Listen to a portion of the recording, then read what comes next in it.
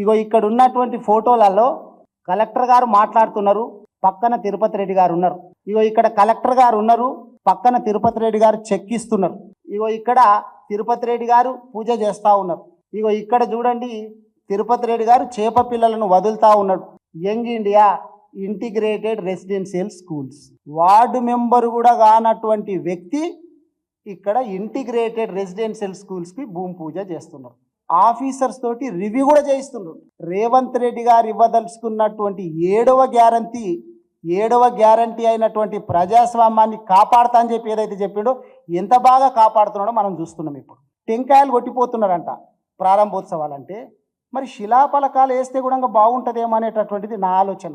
ఎందుకంటే శిలాఫలకం వేస్తే ఎమ్మెల్యే గారు అని కింద పేరు రాస్తాం, పేరు రాసేసి కింద ఎమ్మెల్యే ఉంటే ఎమ్మెల్యే, ఎంపీ ఉంటే ఎంపీ, ఏది ఉంటే అది రాస్తాం. మరి ఇది కూడా శిలాఫలకాలు ఒట్టి టెంకాయలు కొట్టిపోవుడు కాకుండా శిలాఫలకాలు వేపించి తిరుపతి రెడ్డి గారు కింద ముఖ్యమంత్రి గారి అన్న అని రాసి పెడితే బాగుంటుంది. శిలాఫలకాలు ఎందుకు బంద్ చేస్తున్నారు? మరి ఖాళీ టెంకాయలు కొట్టిపోవడం ఏంది? శిలాఫలకాలతో పాటు పేరు రాయాలా, కింద అర్హత వచ్చేసి ముఖ్యమంత్రి అన్న అని రాస్తే బాగుంటుంది అనేటటువంటిది నా ఆలోచన. ఇంకా దుర్గం చెరువు మనకు లేక్ తెలుసు. దుర్గం చెరువు బఫర్ జోన్ లోపల 600 గజాలలో ఇల్లు కట్టుకున్నటువంటి వ్యక్తి ఈ తిరుపతి రెడ్డి గారు. ఆయనకు హైడ్రా నోటీసులు కూడా ఇచ్చింది. ఆయన సమాధానం కూడా చెప్పిండు, నాకు కొంచెం సమయం కావాలా, మేము తీసుకున్నప్పుడు మాకు ఇదంతా తెలియదు అని చెప్పి సమయం అడిగిండు.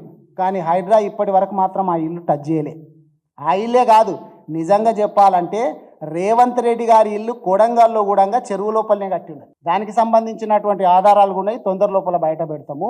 ఈ విధంగా మామూలు పేదవాళ్ళు హైదరాబాద్ లోపల పైసా కూడబెట్టుకొని కట్టుకున్నటువంటి ఇండ్లనేమో సమయం ఇవ్వకుండా నిర్దాక్షిణ్యంగా కూల్ చేస్తున్నటువంటి ఈ హైడ్రా, దీనికి సమాధానము రంగనాథ్ గారు చెప్పాలి.